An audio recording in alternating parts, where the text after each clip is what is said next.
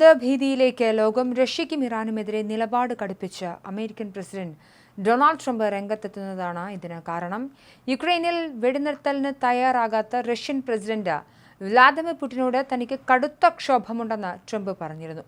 വഴങ്ങിയില്ലെങ്കിൽ Russian എണ്ണ വാങ്ങുന്ന രാജ്യങ്ങൾക്ക് തീരുവ ഏർപ്പെടുത്തുമെന്നും ട്രംപ് വ്യക്തമാക്കിയിരുന്നു. ആണവ കരാറിന് തയ്യാറായില്ലെങ്കിൽ ഇറാനെ ആക്രമിക്കുമെന്നും ട്രംപ് മുന്നറിയിപ്പ് നൽകിയിട്ടുണ്ട്.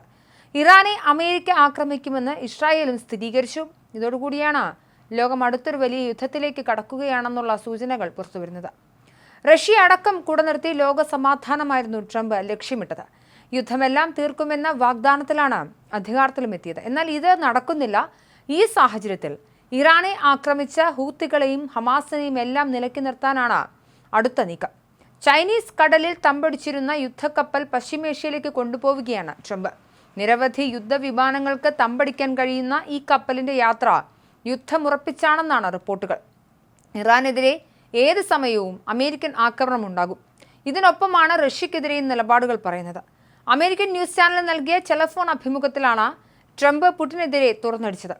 യുക്രൈനിൽ വെടിനിർത്തൽ സാധ്യമായില്ലെങ്കിൽ അത് റഷ്യയുടെ വീഴ്ചയാണെന്നും കടുത്ത നടപടിക്ക് മടിക്കില്ലെന്നും ട്രംപ് വ്യക്തമാക്കി.